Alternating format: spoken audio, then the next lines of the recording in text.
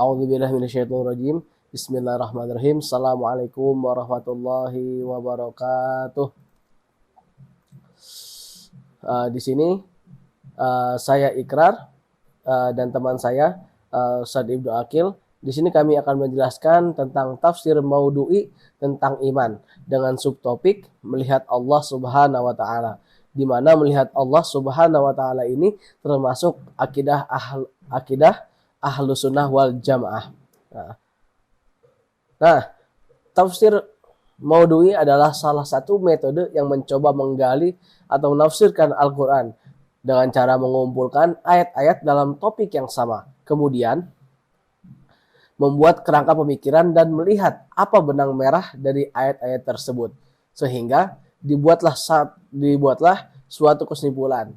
Nah, kemudian definisi iman sendiri, iman adalah kepercayaan yang dipercayai oleh seseorang yang berkenaan dengan agama, keyakinan, maupun kepercayaan kepada Tuhan, kepada Nabi, kitab, dan sebagainya. Dalam ajaran agama Islam, iman itu berarti kepercayaan, keyakinan kepada Allah, nabi-nabinya, serta kitab yang diturunkan oleh Allah Subhanahu wa taala, yaitu Al-Qur'an. Nah, di sini saya akan bahas tentang ayat-ayat yang terkait dengan melihat Allah. Nah, yang pertama di sini ada surat Al-An'am ayat 103. Ada Al-An'am ayat 103. Bismillahirrahmanirrahim. La tudrikuhul absaru wa huwa yudrikul absara wa huwal latiful khabir. Dia tidak dapat dicapai oleh penglihatan mata, sedang dia dapat melihat segala yang kelihatan, dan dialah yang maha halus lagi maha mengetahui. Nah, di sini kita akan menggunakan kitab tafsir Al-Misbah karya Profesor Muhammad Quraish Shihab. Menurut beliau, penjelasan dari ayat tersebut adalah bahwa Allah Subhanahu wa taala tidak dapat dijangkau dalam bentuk atau dalam cara apapun, baik oleh penglihatan mata, ya entah itu dengan menggunakan kaca pembesar atau mikroskop atau menggunakan inframerah, yaitu tidak mungkin. Sedang apa yang kamu persekutukan dengannya, yaitu berhala-berhala, itu dapat dijangkau oleh penglihatan mata, seperti Isa alaihissalam dan berhala-berhala, bahkan jin pun menurut kepercayaan kamu, hai kaum musyrikin, kaum musyrikin, yakni dia ini Allah dapat menjangkau, dapat mengetahui dan melihat segala penglihatan, dan dialah yang maha tersembunyi sehingga tidak dapat dilihat, lagi maha mengetahui sehingga dapat melihat segala sesuatu. Bahkan jin dan sesuatu yang kita anggap tidak bisa terlihat itu bisa dilihat, sedangkan Allah itu maha tersembunyi, tidak bisa dilihat. Nah, bagaimana makhluk dapat melihat Tuhan padahal makhluk adalah wujud yang fana lagi terbatas? Bagaimana mungkin sesuatu yang fana lagi terbatas dapat menjangkau yang kekal lagi tidak terbatas? Jika dia menjangkaunya, maka yang tidak terbatas beralih menjadi terbatas. Dan manusia maksudnya itu indera dan akalnya ini dianugerahkan oleh Allah sesuai dengan fungsi yang dikehendakinya untuk diemban manusia dalam kehidupan dunia ini, yaitu menjadi khalifah yang memakmurkan bumi serta untuk menjangkau bukti-bukti kehadiran ilahi di alam raya ini, bukan untuk menjangkau hakikat ilahi yang maha kuasa lagi kekal itu. Mungkin itu saja penjelasan yang saya sampaikan. Selanjutnya yang akan disampaikan oleh rekan saya, yaitu Ustadz Ibnu Akil. Kepadanya saya persilahkan.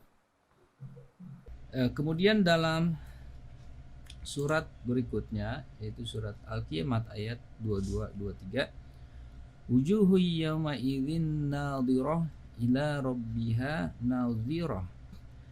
Wajah-wajah orang-orang mukmin pada hari itu berseri-seri, kepada Tuhannya lah mereka melihat.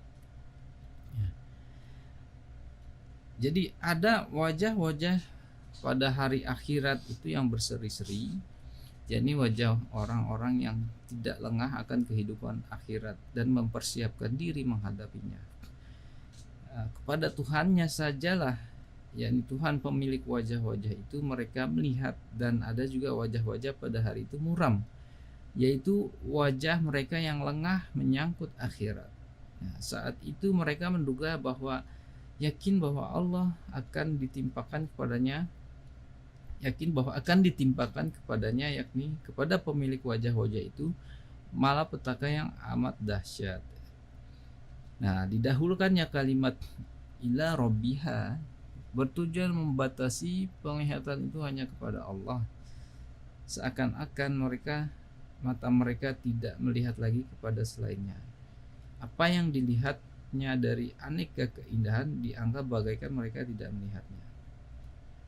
Jadi ini merupakan salah satu nikmat yang besar bagi orang-orang beriman pada hari kiamat itu, yaitu melihat Allah. Sedangkan ada orang-orang yang tidak boleh melihat Allah, nanti dalam ayat berikutnya ya. Nah, di sini kata nazirah dipahami oleh banyak ulama yang beraliran ahlus sunnah dalam arti melihat dengan mata kepala gitu ya, artinya dengan mata kepala ini. Walau dalam konteks ayat ini banyak di antara mereka yang menggarisbawahi bahwa melihat yang dimaksud itu adalah dengan pandangan khusus gitu ya. Imam Bukhari melalui Jarir ibnu Abdillah meriwayatkan bahwa satu ketika Nabi Muhammad SAW duduk bersama sahabat-sahabat saat bulan sedang purnama, lalu bersabda, sesungguhnya kamu akan melihat Tuhan kamu sebagaimana kamu melihat bulan purnama ini. Nah, beberapa riwayat lain yang senada melalui sahabat Nabi SAW ya, di antaranya Abu Hurairah dan Abu Sa'id Al-Khudri ya, dikemukakan juga oleh sebagian banyak periwayat hadis ya, dan hadis yang hampir sama tadi. Jadi nanti kita bisa melihat Allah dengan mata zahir di sini ya, dikatakan seperti melihat bulan. Kemudian ayat berikutnya yaitu surat Al-Mutaffifin ayat 15. Kalla innahum ar-rabbihim yawma idzil lamahjubun, ya kan? Sekali-kali tidak, sesungguhnya mereka pada hari itu benar-benar terhalang dari rahmat Tuhannya. Nah, ayat ini sebetulnya membahas orang-orang yang terhijab dari melihat Tuhannya. Kalau ayat sebelumnya menjelaskan orang-orang yang melihat ya, kepada Tuhannya, sedangkan ini adalah orang-orang yang terhijab dari melihat kepada Tuhannya. Nah, menurut Profesor Quraisy Shihab dalam kitab Tafsir Al-Misbah, ayat di atas menjelaskan sebab utama dari pandangan para pendurhaka yang diuraikan oleh ayat yang lalu. Allah berfirman, sekali-kali tidak seperti apa yang dikatakannya itu. Ayat-ayat yang dibacakan itu bukanlah legenda atau dongeng ya. Sebenarnya telah menutupi hati mereka sehingga ia bagaikan kaca yang berkarat akibat dari kedurhakaan yang selalu mereka lakukan. Nah, para pengingkar hari kebangkitan itu tidak hanya terhalang dari rahmat Allah ya, tetapi lebih dari itu, sebagaimana dipahami dari kata kemudian. Allah berfirman, kemudian sesungguhnya mereka benar-benar akan masuk neraka jahim. Kemudian dikatakan kepada mereka oleh siapapun sebagai ejekan, inilah siksa yang dahulu kamu terhadapnya secara khusus selalu kamu ingkari kebenarannya.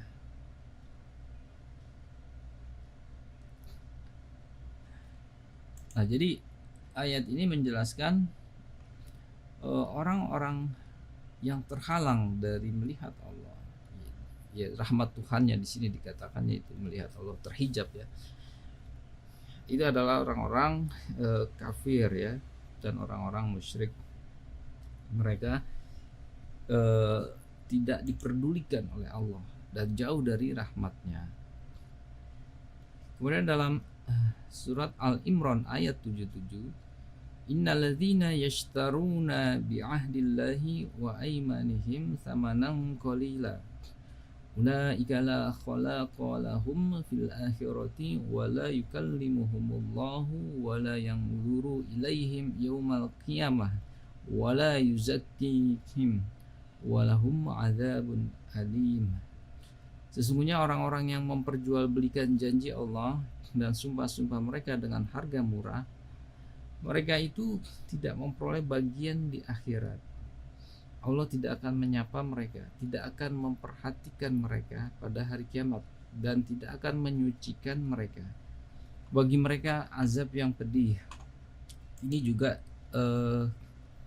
ayat yang menjelaskan bahwa sebagian atau orang-orang kafir itu ya, itu terhalang juga dari melihat Allah. Allah tidak menyapa mereka, tidak melihat mereka ya. Wala yanzuru ilaihim, dan Allah tidak melihat kepada mereka. Ini sama dengan surat sebelumnya, yaitu dalam surat Al-Mutaffifin, tentang orang-orang yang dihijab oleh Allah sehingga tidak mendapatkan nikmat melihat Allah gitu ya.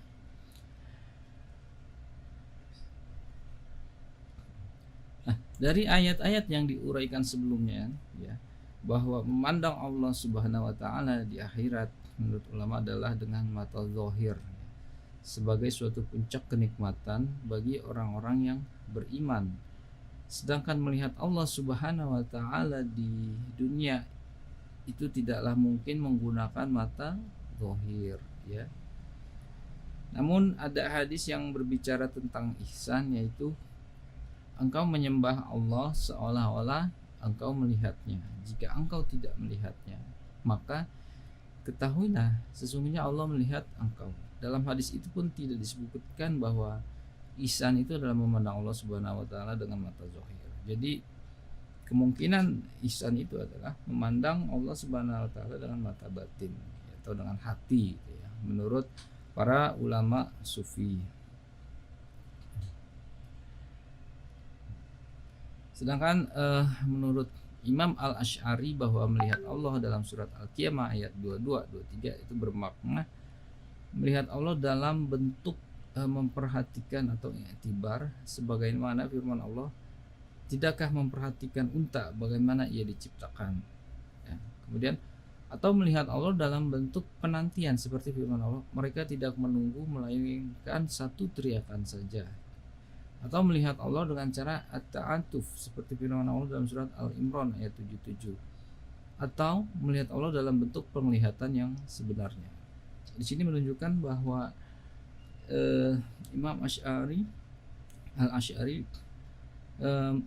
menjelaskan kemungkinan dalam bentuk melihat Allah itu seperti apa ya.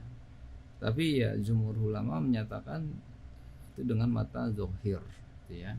Karena sebagai bentuk kenikmatan yang paling besar ya, yaitu bertemu dengan Allah.